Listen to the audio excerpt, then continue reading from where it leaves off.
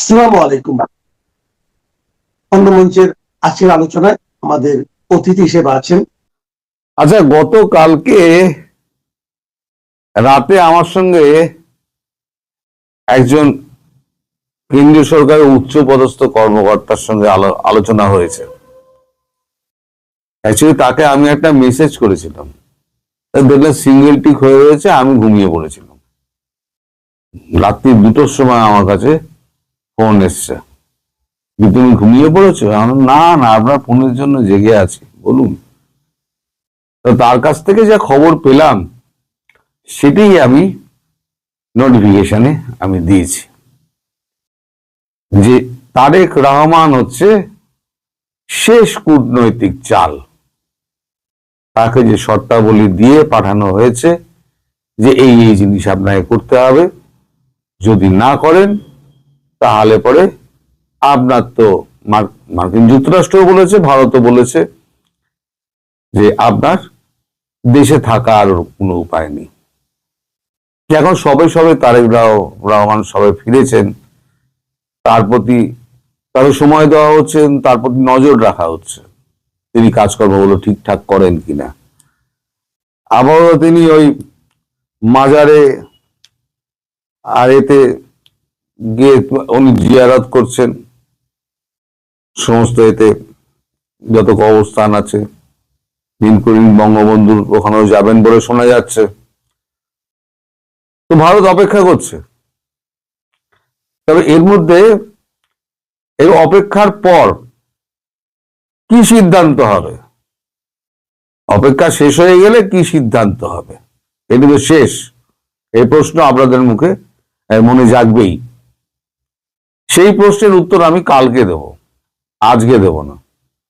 আজকে আমি আপনাদের দেশের কয়েকটা খবর দিই, চমকপ্রদ খবর। সেটা হচ্ছে অজিত দোভালের এক হুমকিতে পাকিস্তান বাংলাদেশ ডিফেন্স ডিল যেটা হওয়ার কথা ছিল সেটা আপাতত স্থগিত হয়ে গেল, মানে জলে চলে গেল। সেটা বলা হচ্ছে যে পরবর্তী নির্বাচিত সরকার এসে এই ব্যাপারে সিদ্ধান্ত নেবে। তার মানে অজিত দোভাল যে হুমকি দিয়েছেন, এমন চরম হুমকি দিয়েছেন যে ইউনূসের হাত পা কাঁপতে শুরু করে দিয়েছে। ইউনূস সঙ্গে সঙ্গে একেবারে প্রেসকে ডেকে, মানে প্রেস উইংকে ডেকে একটা বিবৃতি দিতে বলেছে। তারপরেতে বলেন যে থাক, এই বিবৃতি দেওয়ার দরকার নেই, পরে যা করার করা যাবে। তবে প্রেসকে একটা বিবৃতিতে উনি বলেছেন, কি বলেছেন সে প্রসঙ্গে আমি আসছি। এই যে মানে ডিফেন্স প্যাক্টটা হয়েছিল, এই ডিফেন্স প্যাক্টের মধ্যে 2-4টে জিনিস আমি জানতে পেরেছি, যেটা আমাদের ইন্টেলিজেন্স মারফত আমরা খবরটা পেয়েছি। যেমন পাকিস্তান বাংলাদেশের সঙ্গে যে ডিফেন্স প্যাক্ট হয়েছিল, সেই ডিফেন্স প্যাক্টে পাকিস্তান যেটা ঠিক করেছিল, বাংলাদেশের 8টা এয়ারবেস, 4টি সমুদ্র বন্দর এবং 12টি ভারত বাংলাদেশ সীমান্ত, মায়ানমার সীমান্ত ব্যবহার করবে। আসলে যে মায়ানমারটা তো একটা কথার কথা, আসলে হচ্ছে ভারত বাংলাদেশ সীমান্ত 12টা ব্যবহার করবে।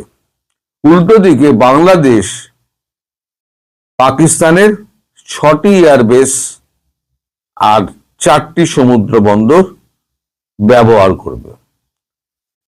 এবং ওখানে একটা পয়েন্ট লেখা আছে যে একে অপরের প্রতি সহমর্মিতা এবং সমঝোতার ভিত্তিতে চলবে, এবং প্রতিরক্ষা বিষয়েও একে অপরের প্রতি আক্রমণ নিজের ওপর আক্রমণ হিসেবে দেখা হবে।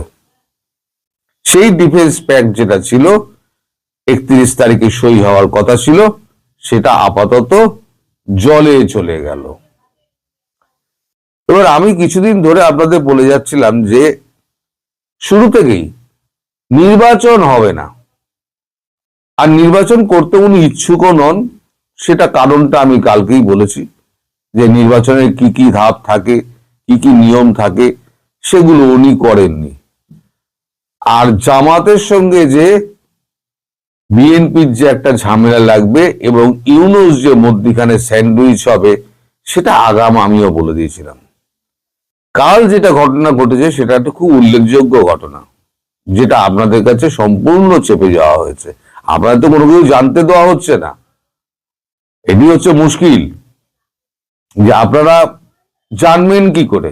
দেশবাসীকে একেবারে অন্ধকারে রেখে দেওয়া হচ্ছে, কিন্তু অন্ধকারে ডাকলে কি হবে? আমার মুখ তো বন্ধ করতে পারবে না, যতক্ষণ আমার মুখ খোলা আছে আমি তো বলে যাব। এখন গত রাতে 3 সদস্যের জামাতের একটি প্রতিনিধি দল যমুনাতে গিয়ে ডক্টর ইউনূসের সঙ্গে দেখা করেন। দেখা করে তারা বলেন যে একটি দলের ওপরে কাজ করছে, কোন নির্দিষ্ট দলের ওপরে যদি সরকার কাজ করে, বিএনপির নাম না নিয়ে কোন নির্দিষ্ট দলের ওপরে যদি সিদ্ধান্ত নিয়ে তারা কাজ করে, তাহলে আমরা এই নির্বাচন হতে দেব না। মানে নির্বাচন হতেই দেবে না। এই যে আপনার নির্বাচনের কলা ঝুলিয়ে এই সমস্ত কিছু হচ্ছে না, জামাত পরিষ্কার জানিয়ে এসছে নির্বাচন হতে দেব না, থাকবো না, করব না, এই সমস্ত না, হতে দেব না, পরিষ্কার একটা রেড লাইন টেনে দিয়ে এসছে। তাদের অভিযোগ 30 জন ডিস্ট্রিক্ট কমিশনার বিএনপির হয়ে কাজ করছে, তাদের কোনো কথা শোনা হচ্ছে না। এবং জামাত ইদানিংকালে যতগুলো অনুরোধ সরকারের কাছে রেখেছিল, সবকটা অনুরোধ ফাইল চাপা পড়েই রয়েছে, তার একটাও কোনো কাজ দেয়নি। এটা হয়েছে 6টার সময়, আপনাদের এই বাংলাদেশ সময় 6টার সময় এই মিটিংটা হয়েছে।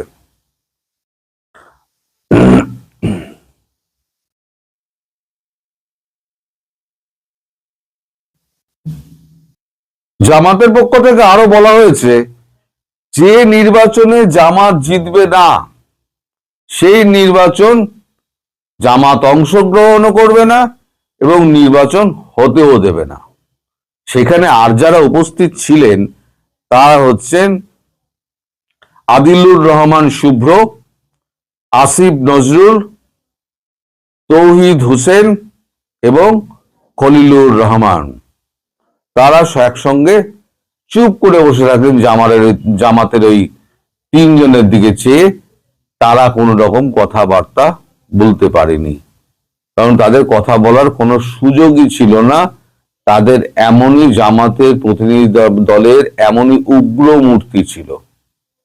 উগ্র মূর্তি মানে যে কোনো সময় তারা একটা মব তৈরি করে যমুনাকে ভেঙে গুড়িয়ে দেওয়ার জন্য প্রস্তুত হয়ে রয়েছে। 32 নম্বর যেমন ভাঙা হয়েছিল, যমুনাও ওরকম ভাঙা হতে পারে। এবং ইউনূস পুরো পানি পানি হয়ে গিয়েছে তখন। পানি পানি রে, পানি পানি রে, আমাদের একটা গান আছে না, ইউনূস তখন পানি পানি হয়ে গিয়েছে। এরপর তৌহিদ হোসেন তিনি প্রেস উইংকে ডাকেন এবং একটা বিবৃতি দিয়ে দেন, বিশেষ কোনো রাজনৈতিক দলের হয়ে সরকার কাজ করছে না। এই বিবৃতিটা উনি প্রেস উইংকে দিয়ে দেন, মানে দেখান যে মানে আমাদের এই সরকার যে অভিযোগ উঠছে কোনো নির্দিষ্ট দলের হয়ে কাজ করছে না। এটা হচ্ছে তাদের বক্তব্য, সরকারের বক্তব্য। এখন এনসিপি তো অস্তিত্বহীন হয়ে পড়লো। এনসিপির এই যে চ্যাংড়া প্যাংড়া গুলো, আমি বলেছিলাম না, এগুলো 2 পয়সার দাম নেই। আমাদের দেশে এসে এখানে একটা নৌকরশাহীর চাকরি পাবে না, ঝাড়ুদারের চাকরি পাবে না। তারা দল গঠন করেছে, তারা সরকার চালাবে, কে প্রধানমন্ত্রী হবে তারও লিস্ট তৈরি হয়ে গিয়েছিল। কি হুঙ্কার, আমাদের কথাই শেষ কথা, আমাদের কথাতেই সরকার চলবে। সার্জিস আহমেদ সেই কথা মনে আছে? এখন তারা এখন দেখেছে নিঃসঙ্গ হয়ে যাচ্ছে, তারা এখন মানে ভোট তাদের নেই, তারা জামাতের সঙ্গে গিয়ে পুরোপুরি হাত মিলিয়ে দিয়েছে, আর ইউনূস গোল্লা গোল্লা খেলছে। এত স্বাদের একটা দল তৈরি করেছিল ইউনূস, নিজে প্রেসিডেন্ট হবে এবং কাউকে একটা প্রধানমন্ত্রী করে দেবে, একটা পুতুল সরকার তৈরি করে তিনি আজীবন ওখানে ভোগ করে যাবেন। মাফ করবেন। এখন আমাদের প্রধানমন্ত্রী মানে বাংলাদেশের প্রধানমন্ত্রী শেখ হাসিনা কি ভাবছেন, এটাও তো আপনারা জিজ্ঞেস করবেন। শেখ হাসিনা তিনি বলেছেন আমরা নির্বাচনমুখী দল এবং নির্বাচনে 300 আসনে প্রার্থী দেওয়ার জন্য প্রার্থী তালিকা আমার প্রস্তুত আছে। এটা গতকালকে যার সঙ্গে আমার কথা হয়েছে তিনি আমাকে পরিষ্কার জানিয়েছেন। তার সঙ্গে রীতিমতো যোগাযোগ আছে শেখ হাসিনার, প্রায় দিনে একবার তো প্রায় কথা হয়ই, কোনো একদিন যদি বাদ যায় তার পরের দিন কথা হয়। তো তিনি আমাকে বলেছেন যে শেখ হাসিনা বলেছেন নির্বাচনমুখী তার দল নির্বাচনে অংশগ্রহণ করবেই এবং 300 আসনেই প্রার্থী দেবে এবং সেটা হবে একদম নতুন মুখ। আমি 264 জনের একটা লিস্ট বলেছিলাম না, ওই 264 জনের লিস্ট বাতিল হয়ে গেছে। মানে পুরনো যত মুখ রয়েছে, হ্যাঁ সব মুখ বাদ যাবে না, যারা সততার সঙ্গে দলটা করেছে তারা নিশ্চয়ই থাকবেন, কিন্তু যারা কেবল পয়সা গুছিয়েছেন এবং ওনাকে ঘিরে রেখে একটা সিন্ডিকেট তৈরি করে ফেলেছিলেন শেখ হাসিনার কাছে, এখন সেই সিন্ডিকেটের মুখগুলো পরিচিত হয়ে গেছে।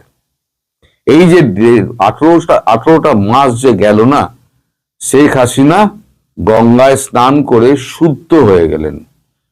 এবার আমি বলেছিলাম না আপনারা এক নতুন শেখ হাসিনাকে দেখবেন, সেই নতুন শেখ হাসিনাকে খুব শীঘ্রই দেখতে পাবেন। এবার আমার প্রথম কথাতে ফিরে আসি, যে আমি যে বলেছি যে এই যে আপনাদের শেখ হাসিনার প্রত্যাবর্তন নিয়ে যে কথাটা আমি বলেছিলাম, এখন ভারত সেখানে একটা কথা বলেছে, এটা শেষ সুযোগ, কূটনৈতিক শেষ চাল দেওয়া হচ্ছে। এই চাল যদি ব্যর্থ হয়, আন্তর্জাতিক মহলকে জানিয়ে দেওয়া হয়েছে যে এবারে ভারত কঠিন সিদ্ধান্ত নেবে। কারণ এর আগের দিন প্রেস কনফারেন্সে রণধীর জয়সওয়াল কিন্তু পরিষ্কার বলে দিয়েছেন যারা এটা করেছে তাদের উপযুক্ত শাস্তি পেতে হবে, ভারত ছাড়বে না। অর্থাৎ ভারত শেখ হাসিনাকে তো ফেরাবেই, আমি যেটা বলেছিলাম 2 ব্যাটালিয়ন কমান্ডো দিয়ে ফেরাবে, কি করবে না করবে এগুলো আমি আগামীকাল বলবো। সবই যদি একসঙ্গে বলে দিই আপনারাই বা আমার ভিডিও দেখবেন কেন, তাই না? আপনি চল, আমাদের এখানে হিন্দিতে আছে একটা কথা আছে, তু চলে পাতায় পাতে হাম চলে ডালে ডালে। তো আমরা বাংলায় বলি তুমি ডালে ডালে চললে আমি পাতায় পাতায় চলি। আপনারাও খুব বুদ্ধিমান মানুষ এবং আমি বোকাশোকা হলো, আমি কিছুটা বুঝি, তো ওটা আমি কালকে বলবো। কালকের জন্য ধৈর্য ধরে থাকুন যে শেখ হাসিনাকে 2 ব্যাটালিয়ন দিয়ে কিভাবে ফেরানো হবে। তার মানে শেখ হাসিনা 32 নম্বরে কে প্রথম আগুন দিয়েছে যেমন জানেন, মানে আমরা তো প্রচলিত ভাবে জানি হাসনাত আব্দুল্লাহ ডাক দিয়েছিলেন যে ফ্যাসিস্টের শেষ চিহ্ন মুছে ফেলতে হবে, আমরা জানি বিদেশ থেকে ইউটিউবাররা ডাক দিয়েছিলেন, কিন্তু শেখ হাসিনা সুনির্দিষ্ট ভাবে জানেন যে বিএনপির কোন অঙ্গ সংগঠনের কোন নেতা প্রথম আগুনটা দিয়েছিলেন ধানমন্ডি 32 নম্বরে, এবং নাম উল্লেখ করে তিনি সেটা বলছেন। 17 বছরের নির্বাসিত জীবন পার করে বিএনপির ভারপ্রাপ্ত চেয়ারম্যান তারেক রহমান যখন দেশে ফিরতে পেরেছেন, তখন থেকেই বাংলাদেশের ভেতরে এবং বাইরে এই আলোচনাটা এক রকমের তুঙ্গে উঠছিল যে নিশ্চয়ই একটা মধ্যপন্থার রাজনীতি, অন্তর্ভুক্তিমূলক রাজনীতি, সহনশীলতার রাজনীতি করবার শর্তেই তারেক রহমানকে দেশে ফেরার পক্ষে গ্রিন সিগন্যাল দেওয়া হয়েছে কিংবা সমর্থন দেওয়া হয়েছে দেশি বিদেশি শক্তিশালী পক্ষগুলোর তরফে।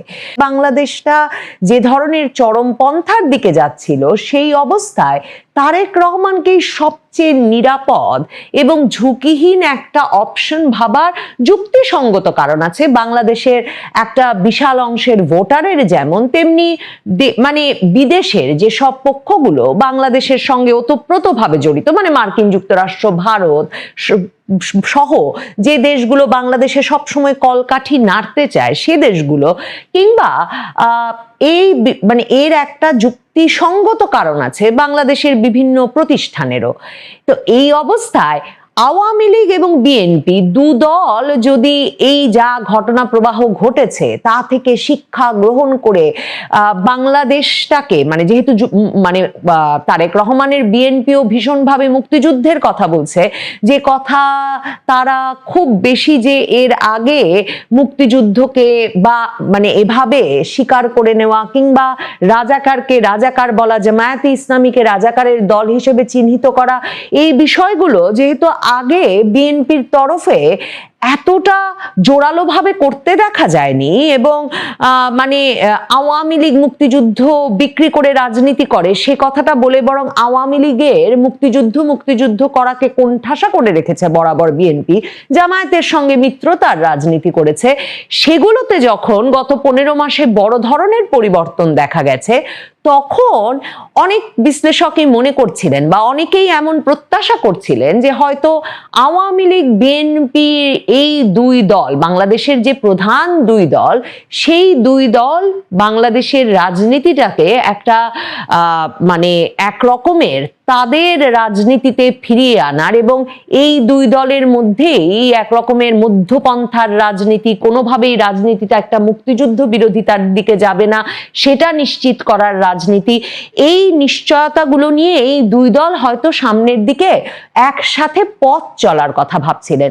মানে অনেকেই যখন একেবারে চমকে উঠে নিশ্চয়ই ভেবেছেন যে সত্যি সম্ভব আওয়ামী লীগ আর বিএনপির হাতে হাত রেখে চলা, কিংবা বিএনপির পক্ষে সম্ভব আওয়ামী লীগকে এই বিপদের সময়ে আওয়ামী লীগের হাত ধরা, কিংবা আওয়ামী লীগের পক্ষে সম্ভব বিপদ পার হতে বিএনপির হাত ধরা, আবার মনে হচ্ছিল রাজনীতিতে তো কত কিছুই সম্ভব। তবে শেখ হাসিনা সামাজিক যোগাযোগ মাধ্যমে নেতাকর্মী সমর্থকদের উদ্দেশ্যে এক বক্তব্যের মাধ্যমে সম্ভবত এই বিষয়টা পরিষ্কার করে দিয়েছেন যে তিনি ডক্টর ইউনূস, তারেক রহমান, জামায়াতে ইসলামী কিংবা এনসিপি কাউকেই আলাদা করে দেখছেন না। কারণ এই যে 2024-এর 5ই আগস্টের পর থেকে সারা দেশে আসলে আওয়ামী লীগ নেতাকর্মী সমর্থকদের ওপর নির্যাতনের ক্ষেত্রে যেমন কেউ কারো থেকে পিছিয়ে ছিল না, বরং জামায়াতে ইসলামী যেমনটা বারবার মনে করিয়েছে যে সারা বাংলাদেশে মামলাবাজি, মামলা নিয়ে মানে মামলা দিয়ে দিয়ে মানুষকে ভয় দেখানো, কোণঠাসা করে রাখা, এসব কাজে নেতৃত্ব দিয়েছে বিএনপি এবং এর অঙ্গ সংগঠনের নেতাকর্মীরা। জামায়াতে ইসলামী যেমন আঙুল তুলে বলেছে যে বৈষম্য বিরোধী ছাত্র আন্দোলনের সঙ্গে সারা বাংলাদেশে আসলে মবে গিয়ে যোগ দিয়েছে বিএনপির অঙ্গ সংগঠন, ছাত্রদল, যুবদলের তরুণেরা। আর পত্রপত্রিকার খবরেও নানা জায়গায় যখন ছাত্রদল, যুবদলের নেতাকর্মীদের, বিএনপির নেতাকর্মীদেরও অনেক ক্ষেত্রে একেবারে প্রকাশ্যে পরিচয় দিয়ে বিভিন্ন মবে যুক্ত হতে দেখা গেছে, তখন বিএনপির সঙ্গে আওয়ামী লীগের কোনো ঐক্যবদ্ধ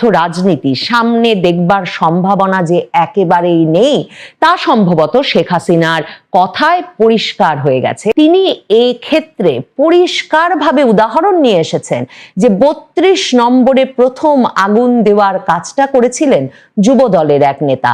তাতে মনে পড়ে 32 নম্বরে 15ই আগস্ট ফ্যাসিবাদের দোসর বা আওয়ামী লীগের কোনো নেতা কর্মী সমর্থক যাতে বঙ্গবন্ধুকে ফুল দিতে যেতে না পারে বা শ্রদ্ধা জানাতে না পারে, সেজন্য কিন্তু ঘোষণা দিয়ে 2024-এর 15ই আগস্টের আগেও যেমন 32 নম্বরের আশপাশের এলাকা দখলে রেখে কর্মসূচি ঘোষণা করে তা প্রহরায় রেখেছিলেন বিএনপি, ছাত্রদল, যুবদলের নেতৃবৃন্দ, ঠিক তেমনি 2025-এও কিন্তু আগের সন্ধ্যা থেকেই সেই পুরো এলাকা প্রহরায় রেখেছিলেন ছাত্র দল যুব দল, এবং তারা এমনই একটা মারমুখী অবস্থানে ছিলেন যে এমনকি আপনাদের মনে পড়বে, মানে শেখ হাসিনার বক্তব্য শুনে আমার মনে পড়ছিল যে এক ঢাকা কলেজের ছাত্র শিবির নেতাকে ছাত্রলীগ ভেবে তারা বেধড়ক পিটিয়েছিলেন। কাজেই এই যে ছাত্রদল যুবদল বিএনপির যে আওয়ামী লীগ বিরোধী অবস্থান, সেটা শেখ হাসিনাকে বিএনপি জামাত এনসিপি ইউনুসকে শুধুমাত্র এক কাতারে দেখতে বাধ্য করছে তাই নয়, তিনি এই মব সৃষ্টিতে, এ ধরনের আগুন দেওয়ার ঘটনায় কিংবা আওয়ামী লীগ নেতাকর্মী সমর্থকদের উপরে বিপুল নির্যাতনে এদের ভেতরে একটা সরাসরি ঐক্য দেখতে পাচ্ছেন। শুনে আসি শেখ হাসিনা কি বলছেন। এই তারেক রহমান 32 নম্বর আগুন দিয়ে পুড়িয়েছে যুবদলের সেই কি রোমান হাওলাদার, সে প্রথম আগুন দেয়, এরপরে তো ইউনুসের বাহিনী আছেই, তারা যে 32 নম্বর বারবার 32 নম্বর উপর হামলা আগুন দিয়ে পুড়িয়েছে, লুটপাট করেছে। ওর ইট কাঠেও তাদের ভয়, কোনো কিছু হলেই সেখানে আগে ছুটে যায়, সেখানে আবার আগুন দেওয়া, আবার ভাঙা, এদের ভাঙার আর শেষ হয় না। বাংলাদেশটাকে ভেঙে দিচ্ছে, দেশের মানুষের জীবনটা ভেঙে তছনছ করে দিচ্ছে। আর 32 নম্বর তো ভেঙেছে এবং মুক্তিযুদ্ধের সব স্মৃতি ছিল। আর আমাদের তো কিছুই নাই, আমাদের যেখানে মানে গণভবন তো এটা তো সরকারি ভবন, কিন্তু আমাদের যা কিছু ছিল সব লুটপাট, মানে আমাদের যেখানে যা ছিল আওয়ামী লীগের প্রত্যেকটা মানুষের বাড়ি লুটপাট করেছে। এটা লুটপাট চুরি ছাড়া আর কিছু যায় না। শেখ হাসিনা যে 2024-এর 5ই আগস্টে ভারত চলে যাওয়ার পর থেকেই নেতা কর্মী সমর্থক, একেবারে স্থানীয় পর্যায়ের তৃণমূল নেতা কর্মী সমর্থকদের সঙ্গেও মানে ব্যাপক যোগাযোগ রেখেছেন সামাজিক যোগাযোগ মাধ্যমে, বিভিন্ন প্ল্যাটফর্মের মাধ্যমে, এটা তো আমাদের কাছে এখন পুরনো খবর।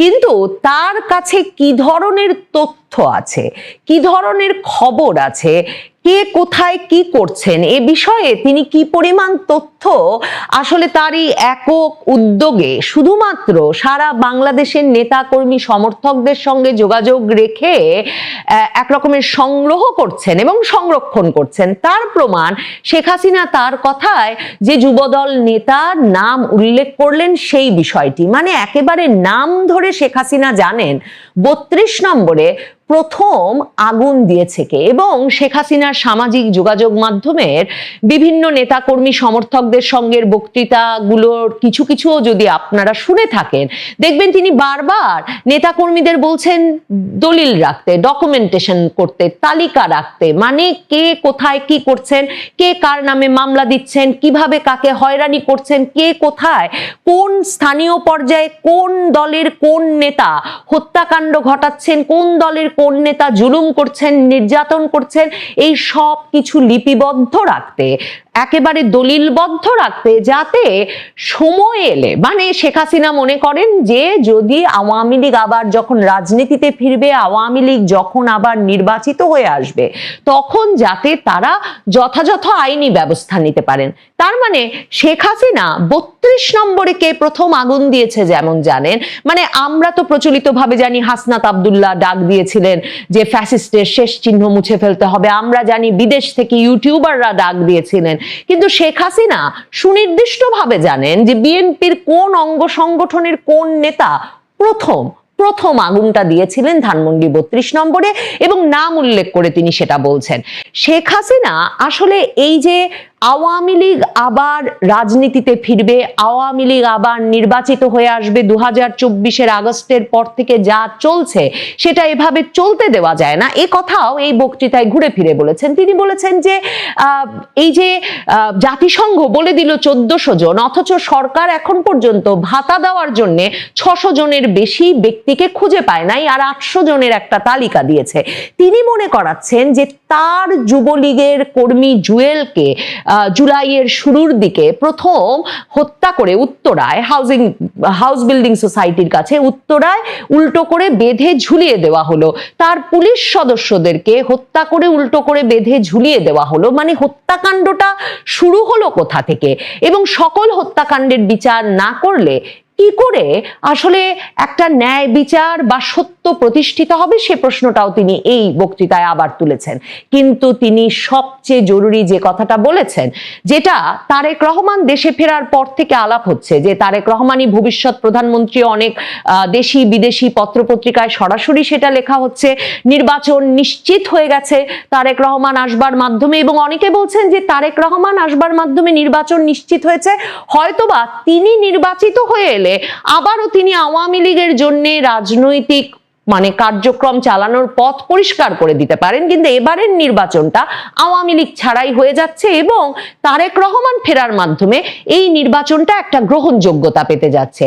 শেখ হাসিনা বলছেন নির্বাচন কোনোভাবেই গ্রহণযোগ্য হবে না, এই নির্বাচন প্রহসনের নির্বাচন হবে যদি আওয়ামী লীগকে অংশগ্রহণ করতে না দেওয়া হয়। তিনি মনে করাচ্ছেন 2008-এর নির্বাচনেও তারা 48% ভোট পেয়েছিলেন। শেখ হাসিনা কি বলছেন শুনে আসি। তিনি বলছেন এই প্রহসনের নির্বাচন যে যেখানে আছেন তাকে সেখান থেকে প্রতিহত করতে হবে। আজকে নির্বাচন নামে প্রহসন করে তারা ক্ষমতায় যেতে চায়, জনগণের ভোটের অধিকার হরণ করতে চায়। কাজে এই অবস্থা থেকে দেশকে মুক্ত করতে হবে। যে আমাদের কথা স্পষ্ট, আওয়ামী লীগের উপর থেকে এই নিষেধাজ্ঞা প্রত্যাহার করতে হবে, আওয়ামী লীগকে নির্বাচন করার সুযোগ দিতে হবে। আমি ডক্টর ইউনূসকেই চ্যালেঞ্জ করি, সে আসুক না, ইলেকশন করে দেখুক, জনগণের ভোট নিয়ে ক্ষমতা যাক। কাজে এ লোকটা আমাদের দেশটাকে ধ্বংসের দিকে নিয়ে গেল। তার দোসর হলো এই জিয়াউর রহমান, যেটা রেখে গেছে তার সন্তান, যে 17 বছর পর যে মুচলেখা দিয়ে চলে গিয়েছিল জীবনে রাজনীতি করবে না, 17 বছর পরে দেশে ফিরে এসেছে। আর সেই সাথে জামাত, শিবির, এনসিপি পার্টি নামে আরেকটি পার্টি, যত জঙ্গি এরা সব এক হয়েছে। কারণ তারা জানে যে আওয়ামী লীগ ইলেকশন করলে জনগণ আওয়ামী লীগকে ভোট দেবে, তাই কিভাবে সে ভোট চুরি করবে এখন সেই তালে আছে। শেখ হাসিনা স্পষ্টত বলছেন তারেক রহমানের বিএনপি, জামায়াতে ইসলামী, এনসিপি, ডক্টর ইউনূসের মধ্যে সবচেয়ে বড় বোঝাপড়াটা হচ্ছে এই যে বাংলাদেশের সবচেয়ে জনপ্রিয় দল আওয়ামী লীগকে বাইরে রেখে আসলে একটা ক্ষমতার ভাগাভাগির নির্বাচন করে নেওয়া, যার মাধ্যমে এটা নিশ্চিত করা যে তারাই ক্ষমতায় থাকেন। সেটা শেখ হাসিনা কিন্তু আবারও মনে করিয়েছেন যে এদের প্রত্যেকের একটা কমন স্বার্থের জায়গা হচ্ছে এই আওয়ামী লীগকে নির্বাচন এবং রাজনৈতিক প্রক্রিয়ার বাইরে রাখা। তার মানে তারেক রহমানের ফেরার সঙ্গে আওয়ামী লীগের রাজনীতিতে ফেরা, তারেক রহমানের ফেরার সঙ্গে আওয়ামী লীগ সহ অন্তর্ভুক্তিমূলক নির্বাচনের সম্ভাবনা বৃদ্ধি পাওয়া, কিংবা তারেক রহমান ফেরার মাধ্যমে আওয়ামী লীগ এবং বিএনপির আগামীর বাংলাদেশের জন্য একটা ঐক্যবদ্ধ রাজনৈতিক শক্তি হিসেবে, একে অপরের পরিপূরক হিসেবে গড়ে উঠবার যেসব আলাপ বিভিন্ন তরফে হচ্ছে, সম্ভবত সে সবই সুদূর পরাহত শেখ হাসিনা জামাত, বিএনপি, এনসিপি আর ইউনূসকে একই দলভুক্ত বলে সুস্পষ্টভাবে চিহ্নিত করেছেন।